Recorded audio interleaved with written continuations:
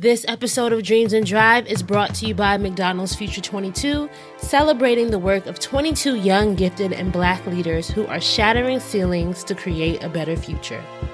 If you venture off that path, you're not going to make it. You're not going to be successful. And that's what I was actually told growing up. I was told, oh, you're studying fashion, you're not going to make it. Oh, you want to do design, you want to go down this route. Well, you're just going to be a struggling artist. And being part of this helps me show other artists that, yes, it is something you can do. If you have a dream, if you have a passion for art, you can follow that path and you will make it as long as you stay true to yourself, and whatever vision you're creating for yourself, let that be you. Being an artist is important. It's something that if you have passion and your passion is art, it's something you can do. Hi, my name is Niani Phillips. I'm part of McDonald's Future 22, and you're listening to Dreams and Drive. Hey, Dream Drivers, welcome to episode 306 of the Dreams and Drive podcast. I am excited to have environmentalist Niani Phillips in the guest chair today. Niani is a 24-year-old environmental activist who is making waves in fashion by creating upcycled products with recycled denim. Niani's roots in sustainable fashion trace all the way back to her childhood when she learned to first create duct tape bags.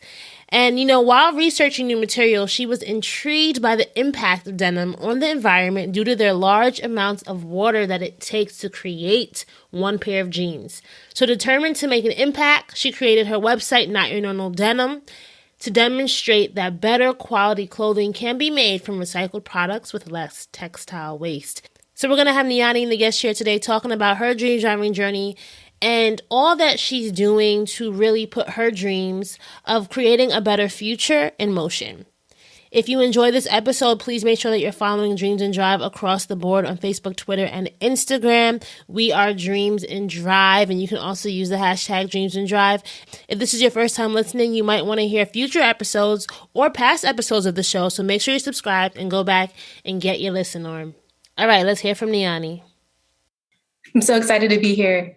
I know, so I love to start interviews, right? Going back in time, really getting to know, who was that young Niani, right? So tell me, what was inspiring you as a child? What were your dreams for the older Niani, your views of the world? As a child, I was heavily influenced by art. My mom would take me and my siblings to art museums, like Renaissance fairs, and just different ideas and exhibits, just to basically open our eyes to the world and show us that art is really out there. And it's something that we can become part of. From there, I really just started expanding. I actually started working with duct tape. I had my own small businesses on the side. And I really just loved the fact that my mom introduced that to us. So I was able to involve as an artist and as an entrepreneur and really just show people that being an artist is important. It's something that if you have passion and your passion is art, it's something you can do. So what were some of your side hustles? It's funny because I think every single guest that I've had on the show, every single guest as a kid has had some kind of side hustle. So maybe that's just a theme. If you're on this show, you're probably a kidpreneur, but we'd love to know, what were some of those hustles back then for you? Yeah, my first side hustle, I had a business called Quack and Bags. So I created bags out of duct tape. So I would make wallets, little backpacks. I actually would sell them to friends and family. I actually still have some of them. They kind of work, but not really. But my other business was my brother and I, we created a piano business. So it was called Fingers in Motion. So we basically taught piano to kids between 5 to 10 in our neighborhood. We were only 12, but we had been playing the piano for years. So we're you know what, let's make some money. And yeah, those are the two main hustles. We did pretty good. Wait, so you always had kind of that community hustle, that community give back spirit mixed with art, right? So it's interesting now to see where you are now and what you're doing, how those themes were always there as a kid. Yeah, I've definitely always been trying to, bring the community in and always give back to community in any way that I can. And for me, it's important to use your gifts that you have to really just inspire other people and just give back. All right, no, that's important. So let me ask you this. What did you think your future would look like as a kid, right? Let's say you were young Niani and you're here dreaming about the future. Did you ever see yourself doing what you're doing now? I did not see myself doing what I'm doing now at all. As a kid, I wanted to be a reporter, a weather reporter. I used to love watching the clouds and just studying the weather. I was oh, it looks like it's going to rain today. I never thought I would be doing fashion. I didn't even like fashion when I was 7. I was what is that? I'll just throw on a pair of shoes and a sweater and call it a day. But yeah, I'm glad that my art, though, has really influenced me as a kid until now. And so I'm glad I'm still, sticking to my artistic talents and just being creative. So talk to me about art. When did you first realize that you had this gift and you could actually make money from it, right? Because I think there's sometimes we know that we're good at something, but we never actually think, hey, let me put this out to the world and see how that can influence people larger than my own self, you know? I think when I started making the duct tape bags and people actually would buy them, I was like, wait a minute, like I'm actually good at this. Like it's, even though I'm like 10 years old, people actually can see the art out of this and see that it's something that can be great in the future. And I guess that inspiration or me doing that as a child made me think, you know what, in the future, I can do anything. I never let anything stood in my way. And I was like, you know what, if you want to have a business, you can have a business, you can make it happen. You did it when you were 10, you can do it when you're 24. So all right, no, that makes a lot of sense. So then talk to me about them as you're older. So talk to me about that, the college experience, and when you started realizing, like, let me take this art more seriously. Because I think college is a time for a lot of us when we have these big transitions. So talk to me about that. yeah, so I actually went to Italy before I moved to New York, and I took a fashion class there. And my teacher taught us about sustainability while I was there. She gave us all these old clothes to use instead of new fabric. And that's what actually inspired me to, like, wait a minute, sustainability is something I can do and it's something that's important. And that's really where it all started for me. Because from there, when I came back to the US, I'm like, let me apply to FIT. So I applied and I got in. I was like, wow, like I'm here and I'm really doing what I love to do and what I was supposed to be doing. And I feel like that's always like FIT is like the big. So I'm not a fashion person. I mean, I like fashion, but I don't have like the patience and like to actually make the clothes. I'll wear them. But like, did you ever have a time that you started to doubt yourself, right? Because I feel like when you're in the midst of it, you're in college, you're like getting all these dreams are in motion for you. Did you ever doubt yourself at any time here? I did doubt myself. So when I came back from Italy, I started the application process for FIT and I didn't get in. I was actually waitlisted. They're like, oh, you don't have your transcripts because I owed a lot of money. So it was a lot of issues. I actually had to stop going to school for 2 years and just work. So I was working at Nordstrom. And while I was there, I would wear my designs to work. And people were like, wait, you shouldn't be working here. You should be like modeling for Nordstrom. You should be designing for Nordstrom. I was like, wait a minute, Niani, like you got to make this That's happen. a sign, right? That's a sign. Yeah. So I moved to New York. I didn't have a job. All I had was money, wasn't even in school. It's like, let me find a job, found a job within like 30 days and started working. And so I got into FIT. And I love that. I love that. I think so many times, like I was just saying this to a past guest, like a lot of us don't realize like there are signs all around us. And so there might have been time you're like, I'm going to quit. Like, who cares about fashion? But you had people who you didn't even know telling you like, girl, this is not where your story is supposed to end, right? How did that feel for you?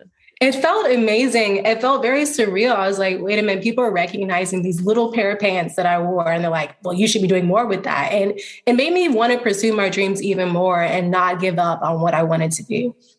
And, did you always at this point know that you wanted to also tie in the whole sustainability theme into what you were designing as well? Because a lot of what you're doing with Not Your Normal Denim, right, is like you are well, talk to us a little bit about that. And then I'll ask, I think it's probably better for us to explain it first, and then we'll go into that. Yeah, so Not Your Normal Denim is a denim brand that is almost 100% sustainable. So I source all the denim from local thrift stores as a way to make sure that everything is being recycled and upcycled and reused. So my goal behind that was I basically did a lot of research on denim and I was like, wait, every person owns at least one pair of jeans. Everyone likes denim. Let me use the material that people recognize and people like to wear to use as my base. So I started doing more research and realized that it takes like 1,800 gallons of water to create one pair of jeans. I was like, this is insane. Like we could be solving like the water issues in third world countries with creating denim. So I decided like, let me use denim to really show people that it can be sustainable. It can be reused to make really unique and really innovative products. Okay, no, I love that. I love that. So let's talk a little bit about like McDonald's, right? I think that McDonald's has been part of your story, right? Especially what you're doing with Future 22 with your brand. How did McDonald's factor into your dream driving journey? Because I know for me, like growing up, McDonald's was the place I would go with my mom. Like after she would take me to, I was a big like crafts person, so I would like make these little crafts. Let me go to McDonald's afterwards and get like a snack, a kids meal. But for you, how did that factor in, especially when you were building your brand? Yeah, McDonald's has always been to me a place that's full of community, a place you can go to, a place that's family friendly. Even when I was growing up as a kid, I have two younger siblings, and having your mom like, all right, well, what are we gonna do with the three kids on a rainy day? We would go to McDonald's. We would go to McDonald's, play in the playground. There'd be food for us to eat, and she could just chill and relax, knowing that we were in a safe and family friendly environment. And that's what I want Not Your Normal Denim to become: a community brand, a place where people can go to like, well, I want to know more about sustainability. It's like, well, here you go. Like, here are some ideas on how to thrift. Here are some ideas how to donate and give back to the community. That's what I want as part of the Future 22 to grow my platform and really inspire other young designers and artists to pursue their dreams and just create their own journeys. Yeah, so a lot of people who might be finding out about you and your brand through Future 22 are probably wondering, like, how did she start? Like, you had this idea, like, how did you actually get traction and get it off the ground? Because that's the biggest thing, like taking it outside of our head and actually executing it. So maybe give some dream drivers listening in some tips, like, all right, you got this big idea. How do you actually get it moving? So for me, the point where I actually got it moving was the pandemic. So being back home and having all this extra like commuting time where I could create and design, it's like I should really be doing more with what my art and really let my creativity shine. And so that's when I really started buckling it down. I was like, you know what, let me actually start designing more. Let me start reaching out to people. And I actually launched my brand in October of 2020 after months of like, oh, I don't want to post it. I don't know if it's good enough. And I was like, you know what, it doesn't matter what other people think. And I feel like as artists, you shouldn't care about what other people think. Honestly, it's your own art. It's your own vision. And you should really just be proud of what you're doing and show people what you do. The right people will follow you. They will support you along your journey. No, that's so important. But I think sometimes it's also like hard to just keep going, right? What would you say to that person who's like, but Niani, like, it's not that easy for me to do that? I would tell them to not give up. It is very difficult. Everyone has a long road of work. There are a lot of challenges, but you have to look at every challenge as basically something that can help you get where you want to be in the future. You can't look at it as, oh, like this is just a roadblock. I can't get past it. You have to be like, okay, this is here, but if I can get past this and I can keep going, I can get to another checkpoint and just become something amazing. Yeah, you're talking about amazing. I think it's pretty amazing that you're part of like McDonald's Future 22, right? Talk to me about the time. Like, how did you learn about it? How did you know that you were chosen to be part of it? So a lot of people are like, yo, I want to be part of something like this. I want I want to be on the radar of a brand like McDonald's that's celebrating Black voices. So talk to me about that time where you learned that you were part of this. When I learned that I was part of the Future 22, I was so excited. I couldn't believe that McDonald's was recognizing all the work I was doing and showcasing the environmental work that I'm doing and how I'm trying to make a change in my community. I couldn't believe it. And I'm just so happy that I have the platform to inspire other Black designers and young artists and entrepreneurs to pursue their dreams and show them that anything can happen. How did you learn about it? Was it something somebody recommended you for, or was it you just doing the work and they came to you? I was just online one day and I saw it and I was like, you know what? I don't know if I have what it takes, but let me apply. And I was like, wow, they actually chose me. And that was so amazing to me that they recognized the work I was doing. And I'm just so happy to be part of the Future 22. Let's dig a bit deeper there, because I feel like so many of us sometimes don't want to apply for things like this, right? Or they think, oh, they aren't real. Like, it's not, because I know sometimes when I've like seen other programs, like you don't actually think that, wow, there really are people behind this, like taking the time to pick and to really support these designers who will win. But talk to me about like why you thought this was such a good program for you to be a part of, and maybe tout yourself a little bit. Like, why were you chosen? Because they could have chosen anybody. So if you could say now, like, I know I was chosen because this is really important. Talk to me about that. Yeah, I believe I was chosen because of the passion I have for sustainability and how I really want to make a change. And sustainable fashion isn't something a lot of people know about. I will tell people like, oh, you know about upcycling? They're like, what's that? Is that even a thing? And like, I'm just happy that I can basically spread awareness for that. And being chosen as part of the Future 22, I'm allowed to do that. I'm allowed to show people that sustainability is important, that giving back to the community is important, and donating. All these things are things that help make a change and help make an environmental change overall. And I also think just being a Black woman in this space, right? There are a lot of niches where, all right, let's say like you were talking about sneakers, right? Maybe that's a space that we are already like well saturated, but I think it's so important to see a young Black female designer talking about sustainable fashion, because look at like the climate we're in now, like that's going to be the future. Like we cannot sustain like the way that we are consuming fashion now. It's just not sustainable for like the future to come. So I really love to just see you out here doing great things with your brand. Thank you so much. Yeah. So, and where can other people, like, where can we learn about Future 22 as we talk about Dream Driver? And I definitely want to make sure we don't just like people who might be like, hey, I want to know what this is. I want to check out other people's who are part of this, cohort as well. Yeah, people can check out the Future 22 at We Are Golden on Instagram. And they can also check out McDonald's YouTube channel to learn more about the other game changers. Okay. So let's get back to your dream driving journey, right? So midst of the pandemic, you're out here growing your brand.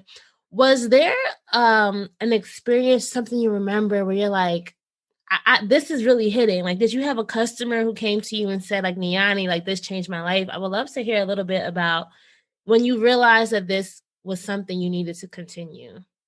Yeah, I remember when I first posted my first item, it was a denim patchwork jeans. And I just posted on Instagram. I had my brother take photos for me. I was like, you know what? Let's just post it, see what happens. And I got so many comments. Like people were not just commenting, oh, I love it. They're like, oh, I want it. I was like, wait, they actually want to buy it? And they're like, yeah, I want to buy it. And actually a good 4 or 5 of my friends actually purchased the jeans even before I created the website, even before I actually had the name out there. They just like, I like it, I want it. And that's when I realized like, wait, I actually should be doing more with this. I should make this more of my life and not just think, oh, I'm just creating to create. I'm creating to make a change. Does it take you a long time to like create one product? How does that work? It does take me a long time, but recently I hired a seamstress just to help me out. I am not a seamstress. I do not claim to be a seamstress. I can design, I can sew. That's not my background. So I figured, I feel like a lot of designers, they don't create a team. They don't reach out to other people. They're like, oh, I can do it all on my own. And I think it's important to have a team of people who, if they're specialized in that, then get them on your team so you can make your products look so much better. And just having her is really helpful for me. Yeah, because I that's something that I'm experiencing too, even with growing the podcast, is like if you want to grow something big, if you have this big vision, you need a team who can help you execute, because sometimes you can only take your butt so far. But as you said, you bring on, you're the expert in like the vision and sustainability and the overall theme. But then you have people who are the expert in creating and mass producing and really helping you scale. Because I feel like with this type of brand, like it's definitely something, well, maybe I don't want to put words in your mouth. Is it something that you think you want to scale bigger one day? Or this whole idea of upcycling denim, especially because we can't live without our jeans, right? But at the same time, we can find ways so that we're not harming the environment in the long run. So like, is this something you probably want to scale one day? Yeah, I definitely want to scale Not Your Normal Denim for the future with my platform. By being part of Future 22, I believe I'll have like so many opportunities to be able to shed more light on it, and just show people that sustainable fashion is really important. And I hope to be able to, be on talk shows like this, podcasts like Dreams, and be able to just talk to people more about, because I feel like talking to people is really what's going to help make a change. Also by, putting in the actions, talking to people, and just getting the word out there. No, I think that really is so important, because there's probably somebody listening right now who never even like, you're just planting the seed, right? And I think that's like, if you think about when we're building the future, we need to plant the seeds, and we need to really start just getting these conversations going, because a lot of us are just like living day to day, not realizing like all the waste that we're contributing to the world. And like, I know, for example, I have a young son, so it's like, I hope the world is still around. Like, I don't want like, I don't want the ice caps to melt and all this other stuff. Like, you definitely still have to think about the future, because we're not just doing it for ourselves. Like, we're definitely thinking about, all right, who's going to come after us? Who's going to like keep this mission moving forward? So I just want to, again, like praise you for what you're doing, girl. Thank you. I'm trying to make a change. Yeah. So, when we think about like companies who are really championing our causes, like, why do you think like the connection between McDonald's having Future 22 is so important to spotlighting brands like yours, right? Yeah, I think having McDonald's basically showcase brands like mine. It helps spread awareness for different causes that people don't know about. It helps bring light to things you don't even think twice about. Like let's say you throw away a pair of old jeans because it has a hole in it. You're just like, well, I'm just going to throw it away. I don't need it. It's broken. I can't use it. But you don't even think twice about like what's actually going to happen to that pair of jeans down the road. Being part of McDonald's Future 22 and be able to shed light on sustainability helps show people that throwing away the pair of jeans actually isn't the best thing to do. They could recycle it, they could donate it, they could cut it up and make it a shirt. And people don't even think about that. They don't think that it can be reused. But being part of this helps me be able to spread awareness on that. Okay, now thank you. It's interesting because I'm thinking about when I was a kid, and maybe I was doing this too. I was like a pioneer in the upcycling game. I didn't even know what it was. I used to like cut up like old jeans and try to make them into skirts. Like, you know how you cut through the seams? It never looked good, but I also think it's also inspiring people to be creative as well. Like, I know one of the big things that you talk about with your mission is staying true to your art. But at the same time, I feel like a lot of us don't even realize like there's art within us. Does that make any sense to you? Yeah, I 100% agree with that. People don't think they can be creative because they never were allowed to think outside of the box. They were always told just like, you got to do this, you got to stay on this path. And if you venture off that path, you're not going to make it. You're not going to be successful. And that's what I was actually told growing up. I was told, oh, you're studying fashion, you're not going to make it. Oh, you want to do design, you want to go down this route. Well, you're just going to be a struggling artist. And being part of this helps me show other artists that, yes, it is something you can do. If you have a dream, if you have a passion for art, you can follow that path and you will make it as long as you stay true to yourself and whatever vision you're creating for yourself, let that be you. What kind of opportunities have unfolded for you since like launching your brand, and even since being part of this program, Future 22? Yeah, launching my brand helped me be able to meet a lot more people. I got to work with a few stylists and create different videos. I actually worked with one stylist who created like the skateboarding video, the guy's on a skateboard wearing one of my jackets. And it's just amazing the amount of people I've gotten to meet, especially being part of the Future 22. I've gotten to meet people like you and other people who've really just shown me what it means to basically helped me be able to show myself to the world and prove to the world that being a Black designer is something that's important. Being an entrepreneur is something that people can do. And I just love that. What has been a recent challenge for you? Because I don't only want to talk about like the positive, right? There's definitely going to be times along this journey where you're going through challenges. You might not know how to figure something out. Talk to us about something that really was a bit challenging for you and then how you worked through that. Yeah, a recent challenge I had was before I hired my seamstress, I was creating everything by hand by myself. And I had this one customer, she wanted a custom coat. And I've done custom before, but not in that aspect. She's like, I wanted extra, extra large. I want this, I want that. I was like, all right. She was like 5 feet tall. I was making things for people who are much taller. I was like, I'll try it. And I honestly should have said no, or just be like, let me find someone who can do that for you. But I was like, I can do it. And so I made the coat. She didn't send me the correct dimensions. It didn't send me the correct sizing. I tried to make it work with what she gave me, sent it to her. And she messaged me like maybe a week later, is like, I'm disappointed. I said, disappointed? How? Like, how can I help you? And she was like, well, this is wrong. This is not correct. And she basically bent down a list of everything that I did wrong, including the packaging, which is supposed to be sustainable, which was listed in my FAQ, but I don't know. So I was very distraught by that, honestly. Like, I didn't sew for like a month. I was like, well, I don't know. Like, am I actually good at this? Is this something I can do? But then I started thinking, I was like, well, you're not a seamstress though. And I was like, if I was a seamstress, I could have executed that coat very beautifully. But I was like, you know what? Maybe I should hire someone who specializes in this. So if I have a situation where someone wants something custom made, I can provide that for them. And that just helped me realize that I can't do everything by myself. Yeah, and I think it's also like, sometimes something that we experience is bad. It's probably like it's leading to that eureka moment where it's like, listen, girl, you got to change something. Yeah. So like through that came something good. It came like came an awakening moment for you to be like, I need to change some systems, or I need to like affirm this is what I'm actually good at. And let me go get somebody else to do that. But at the same time, I think it also shows like I forgot who was telling me this from the past episode. They were like, not everyone's going to like what you're doing, right?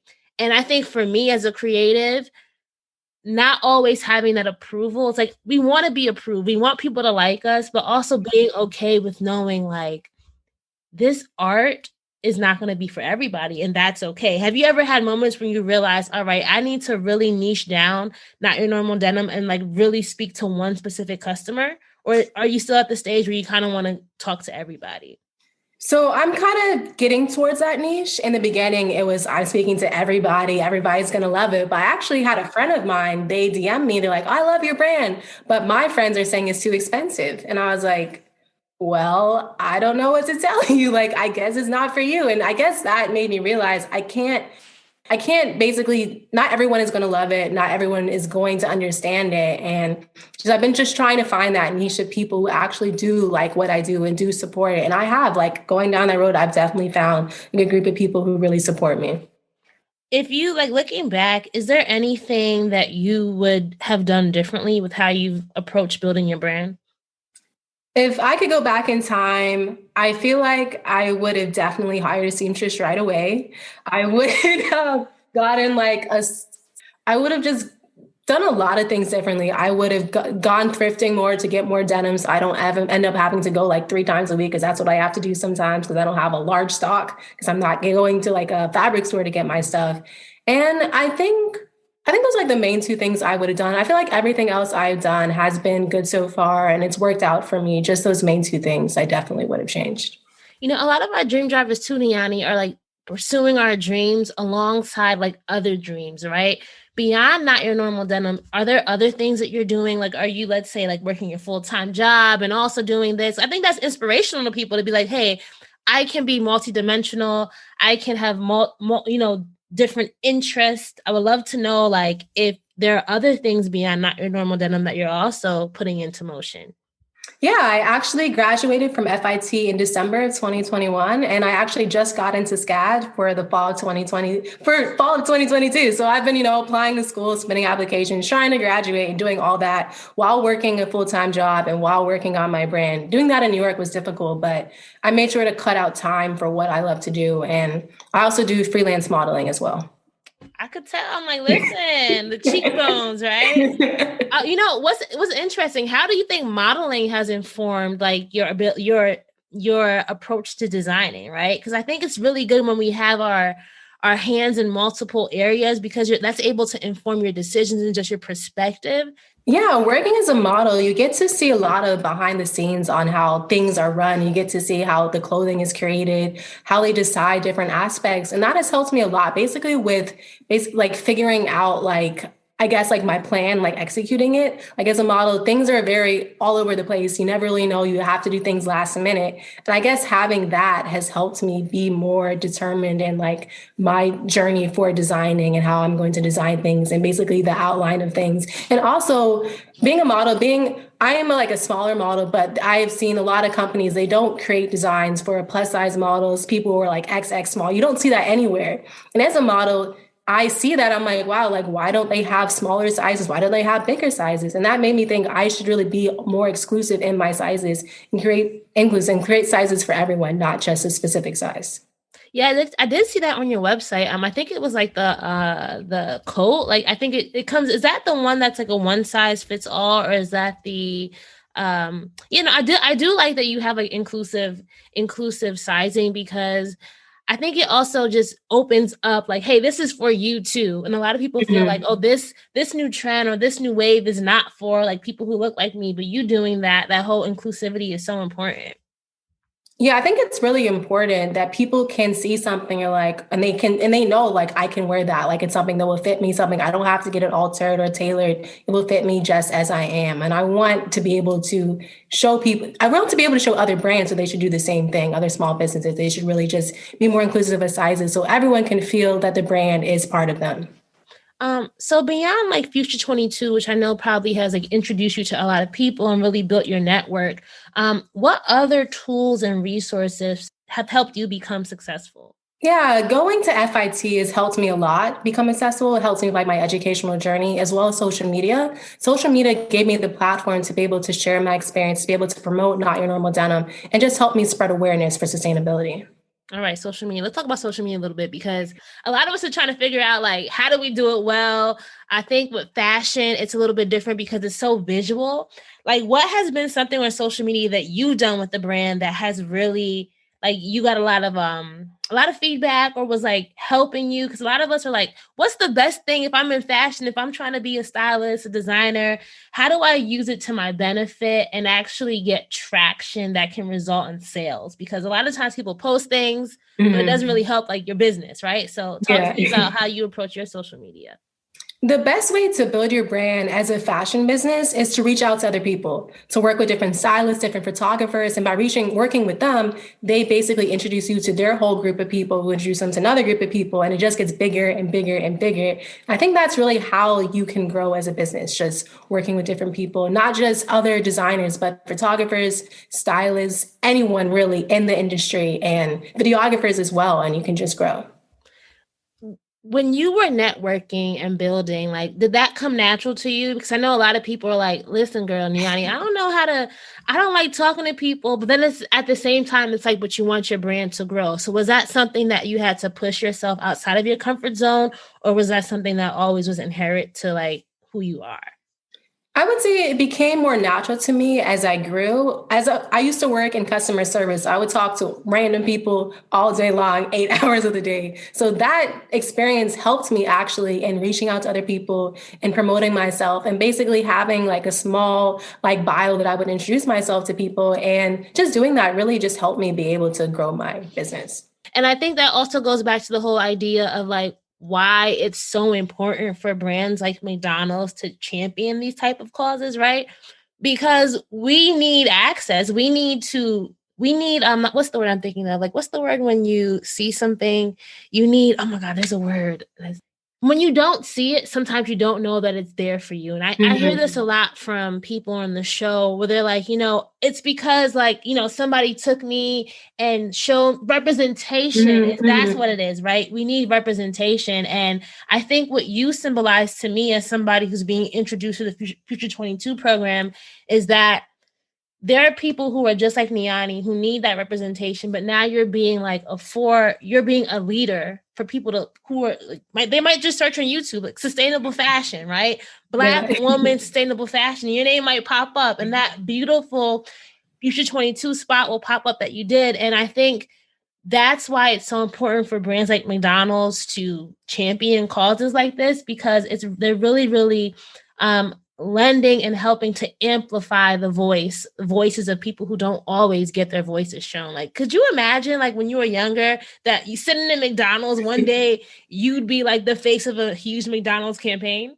Never. I actually never imagined that. I was like, it still shocks me, honestly. Like I was looking at one of the videos and I was like, wow, that's me. I can't believe that's it. You, girl. And it was a very nice video, right? Thank you. Yeah. I was like, wow, I actually did that. I'm actually doing this and I'm trying to make a change and they're recognizing me for what I'm doing. And it's surreal, honestly. Right. You got a Keke Palmer introduction. I'm like, I want Keke Palmer to introduce me to something. Right. And it's funny because I know like we all grew up like watching her grow up, and now it's like she's over here introducing you. So it comes so full circle when you get to like be part of these type of things. Is there ever a time when you recently might have said, all right, I know I'm doing this big stuff at McDonald's. I'm, really accomplishing a lot of these goals and these plans for myself, but like, I don't know if I want to keep doing this. Like, are you still like, I'm going full steam ahead? Or have you recently said, hey, I'm not feeling so hot about this. I don't know how to keep myself going. Like, how do you motivate yourself when you might be feeling a little bit low? When I'm feeling low, I look back at all I've accomplished. I look back at the posts. I look back at things that I've submitted. I'm like, you know what? You did that. You got through those hard times. You got through, commuted an hour and a half to work every day in New York. You could get through anything. And that really just inspires me to keep going and keep pushing forward. And just everything I've done and everything that's been challenging for me just shows me that I can keep going and get where I want to be. Are there any other big things that you really want to accomplish with Not Your Normal Denim? I hope I can have Not Your Normal Denim be represented in a few retail stores. I would love for it to be in Nordstrom just because I work there. And I like that Nordstrom supports Black designers and sustainable businesses. And they actually have like a little tab on their page. And I love that. I love that they really want to showcase other designers, not just big companies, but brands that people don't even know about, to give them the opportunity to show people what sustainable fashion, what small businesses can really do. I think we all need like keys to success, right? So we need things. If you want to be a dream driver, you have to have your keys to success, right? For you, Niani, what are 3 things that you think every dream driver needs before they hit the road? The 3 keys that I think every dream driver needs is definitely grit. They need passion, and they definitely need a strong team. All of these 3 together can definitely help them be successful. All right, let's talk about that. Let's get a little bit deeper, Okay. right? Grit. But talking about grit, I think it's really important as a dream driver to have that. Like, how did that show up for you in your journey? The way I would say grit has shown up for me in my journey has been through all of my struggles. It's been through everything that, like, when I was applying to FIT and I realized I wasn't going to get in, there were many times where I was like, well, should I even go? Should I actually continue this? Is it even worth it? And I was like, you know what? You want this, you want to be there, you got to keep going, you got to keep pushing. And just having that in my head, knowing like you want to go for it, go for it. Don't let anyone stop you. Don't let anyone tell you you're not good enough. And that really just kept me going. And then when you say passion, when I'm looking at you, I'm like, your passion really planted the seed for you to get blessings, right? Like you said, hey, I don't know if I'm going to apply to this, but let me just try. And look, you were accepted. Right. So talk to me too about how that passion and really investing in your passion can really be that fuel for your dream driving journey. I feel like if there's something that you love to do, you should pursue it. You should always, if you're passionate about art, if you're passionate about music, pursue your dream. Don't let the world influence you and tell you, well, your passion isn't something you can pursue. And I feel like a lot of people, that happens to a lot of people. A lot of people are told, well, oh, well, you love fencing. Well, you can't be a fencer. But it's like, you can. Like, if that's your passion, if that's something you love to do, do it. See what happens. You'll never know where it takes you. And I think having passion is very important. So you talked about team a lot. And I think that's like a huge hurdle for a lot of people, especially when it comes to like capital, right? A lot of people say, hey, but I can't hire a team right now. Like, I'm not making enough money yet. I have to do it all myself. But for you, what was your approach to knowing, all right, let me just hire, or I don't know, like what your structure is, but why was that strong team so integral to where you are now? I realized having a strong team is important because it's more of an investment for the future. You're investing in other people to help take you where you want to be. And for me, it was realizing when I had the customer telling me, oh, it wasn't good, or other people saying, oh, well, we want more. I was like, I need some people to be beside me to help me get where I want to be. And people who are excellent and are amazing at what they do, they will help me. And we can all work together to create something amazing. All right. And thinking about the team, how did you actually go about finding the people you need? Did you do like referrals? Did you use like a website? What was your approach there? So I used to use Indeed all the time to apply for jobs. I was like, well, let me put out a posting. So I actually went on Indeed for hiring and created an ad. And I had about 20 seamstresses actually apply to. And I was like, wow, all y'all want to work for me? Okay. Wait, you know what's so funny? I never even thought of doing something like that. Like actually using a job posting site, because as like when you're the person who's looking for something, you never think, hey, one day I could be doing this, right? Mm-hmm. So that was crazy to me because I was like, well, I use Indeed all the time to find like all of my jobs. Well, let me use it to find someone that worked for me. And I had about 20 people apply, and I found this one girl. She also went to fashion school. She's also a person of color. I was like, you're hired. Like, I like everything that you do. I like that you care. She cares a lot about sustainability. I was like, I want someone like her on my team. As a boss, right? I'm saying a boss because now you got a team, right? So as a boss, like as a leader, as like the visionary for your company, how does it make you feel to be in this position? I felt I was like a little overwhelmed at first to know that I was going to be in charge of other people. I was going to be paying them. I was going to be directing them. But at the end of the day, it's like, I am a boss woman. I want to inspire other boss women as well. And so I'm going to take that lead and go for it. Have you had a moment, like, as you know, you're sitting in this boss position, right? Where you're like, wow, I can't believe and you can finish the rest of it. Yeah, I can't believe I actually have an employee. I actually have a successful business, and I'm actually making a change in the world. Yeah, and going back to like your 10-year-old making these duct tape bags, right? Like, what do you think she would say to you right now if she's looking into the future? And we'll end on this theme, right? Like, young Niani is looking. Wait, how old are you now? I'm trying to see if I could do like a 24. You're 24, right? Okay, so Yeah. you can't do that. Okay, so young Niani, right? Yeah. 10 years old, is looking 14 years into the future, and she sees you. What's that conversation like?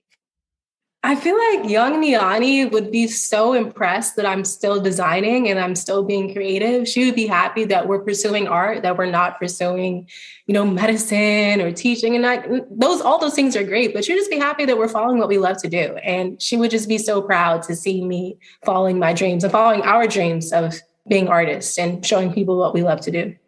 That's the power of like dream driving into the future, right? Like everything that we're doing is going to affect what's to come. What do you think you'd say to your 46-year-old self, right? Looking at yourself 22 years later into the future, like what do you hope, basically, like what do you hope you'll accomplish? I would hope that I was able to change a lot of fast fashion brands into being more sustainable. I hope that I'll be able to have a strong platform and really showing people about thrift styling and about donations and helping and actually I would love to have companies have like donation box set up so people could donate their clothes, give back. And I just love to see us cut back on textile waste, honestly. Like that would be amazing if I looked 22 years in the future and see like, oh, it was cut in half. I'm like, well, I did what I needed to do. I was able to inspire a lot of people and that would make me so proud. Well, thank you so much, Niani, for joining us today on Dreams and Drive. I really hope that our dream drivers learned so much and got so much encouragement from your journey as I did. I love hearing about Future 22. I love hearing about what McDonald's is doing to support Black designers and Black, youth who are doing great things for the community. So I just want to say thank you again. Thank you. I'm so happy to be here. All right, so that's a wrap for episode 306 with Niani Phillips. I hope you enjoyed hearing her dream driving journey as well as her keys to success. If you enjoyed this episode, please make sure that you are following us across social and telling people about it, right? We are Dreams and Drive across the board on Facebook, Twitter, and Instagram, and you can use the hashtag Dreams and Drive when sharing as well. Go on social media, post this on your Instagram stories, repost, and also make sure that you're checking out Future 22 on McDonald's YouTube channel and also Instagram. We are golden. If you want to be part of our weekly newsletter, The Keys, and get email updates directly to your inbox, just sign up at dreamsanddrive.com/join. That's dreamsanddrive.com/join. And finally, guys, if you know of somebody or if you are somebody who has a great dream driving journey that you think will be perfect for this show, please pitch us at dreamsanddrive.com/pitch. That's dreamsanddrive.com/pitch. Keep dreaming, keep driving, and we will chat again in episode 307. Bye, guys.